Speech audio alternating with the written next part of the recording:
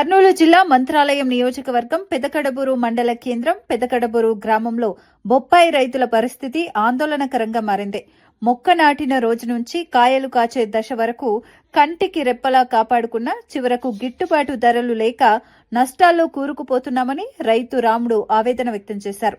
ఇటీవల వర్షాల దాటికి పంట వైరస్ బారిన పడిందని తెలిపారు. ఎరువులు, పురుగు మందులు వేసి కష్టపడి పంటను నిలబెట్టుకున్న మార్కెట్లో దళారులు తక్కువ ధరలు చెబుతున్నారని చెప్పారు. నమస్కారం ప్రభుత్వానికి. మేము పెద్దకడూరు మండలం మంత్రాలయం నియోజకవర్గం కర్నూలు జిల్లా. మేము గురువ కర్రప్ప గారి మనముడు. నాకుండే ఎకరాల్లోన 30 వేసిన అతిగా వానల వల్ల పంట నష్టం దెబ్బతినింది. ఏదో మందులు ఎరువులు వేసి వల్ల కొద్దిగా దిగుబడి వచ్చిన దిగుబడిని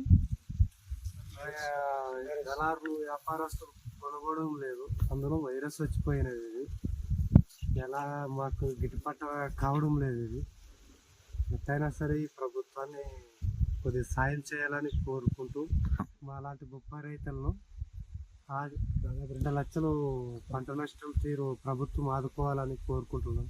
బొప్పాయి రైతులను ఆదుకోవాలని కోరుకుంటున్నాం.